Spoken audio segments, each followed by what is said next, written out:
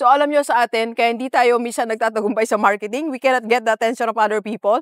Kasi pilit natin ginagaya yung ginagawa ng iba. Si TikTok hindi niya ginaya yung Facebook, hindi niya ginaya yung YouTube. Gumawa siya ng sarili niya.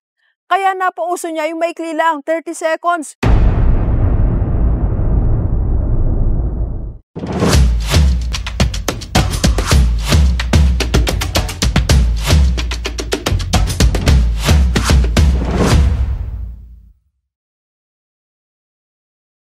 Okay, G-Livers, paano nga ba tayo maasiguro na manalo na tayo this 2024? Paano magiging kaiba ang negosyo mo? Alam nyo, there is only one way.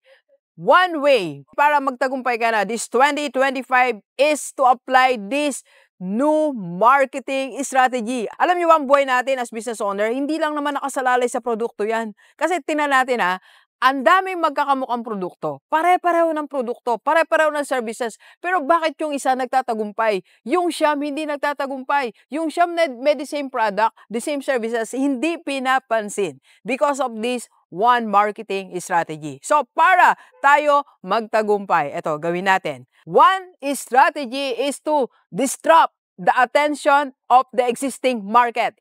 Yes, ibig sabihin po ng disrupt, ito po from that attention na meron sila sa ibang bagay, kailangan ma-disrupt mo yon. Kailangan bitawan nila yon at humarap sila sa'yo. Ganon ang responsibility mo as a business owner.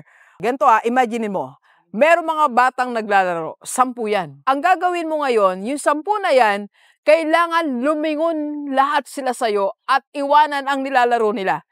Hindi madali, di ba? Kasi imagine mo kasi libang na libang mga bata sa pinapanood nila, di ba? Masaya sila, gusto nila yung nilalaro nila. So, happy-happy sila. And then, darating ka ngayon. Bigla meron kang dalang something. Paano mo sila mapapalingon sa'yo? That's marketing. Pag napalingon mo sila, that's disrupting their attention. Yun ang pag-isipan mo. Kaya sa ating mga business owner, ang dami nating iniisip na mga bagay-bagay. Alam mo, isipin mo na lang how to disrupt their attention. Okay? Dok, anong gagawin natin? Magbigay muna ako ng example. Bakit tayo nakuha ni TikTok during pandemic? Is it because of the pandemic? Hindi po Not because of the pandemic. Alam mo paano tayo nakuha ni TikTok? Na-disrupt niya tayo kasi nag-introduce siya ng bago. Na-force niya tayo bitawan pansamantala ang YouTube. Na-force niya tayo bitawan pansamantala ang Facebook. Na-force niya tayo bitawan pansamantala ang IG. At humarap tayo kay TikTok. Kasi meron siyang dalang kakaiba. Sa TikTok, nakakasayaw tayo, di ba? You're one in a million, once in a life. Di ba? Nakasayaw tayo ng gano'n. Nakakanta tayo. Di ba? Nakakanta nga si Rockstar And now we're starting over again. Kakaiba, di ba?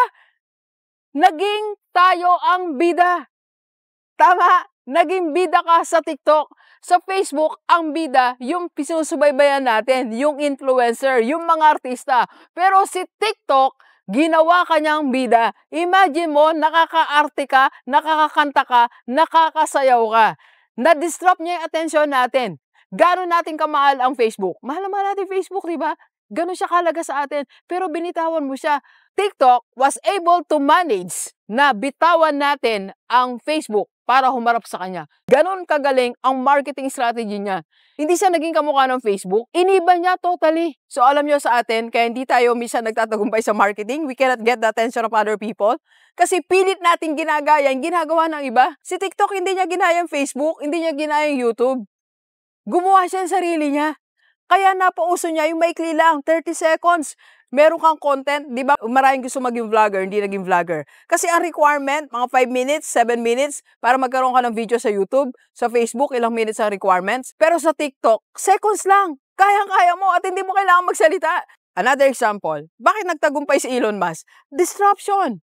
Dinisrupt niya attention natin sa Ford and other auto company. Naglabas siya ng e-car. Hindi nila kagaya, inagaw niya yung attention ng mga car lovers. Naagaw ni Elon Musk. Okay? So, sa ating pong lahat, G-Livers, ang challenge ni Rockstar, ano yung marketing strategy natin? Baguhin natin. Huwag tayong gaya ng gaya. Ang isipin mo, paano ko maagaw ang attention ng market para bitawan nila ang magandang hawak nila. Okay? Disrupting the attention of the market. Let's go, let's go. Copy po tayo.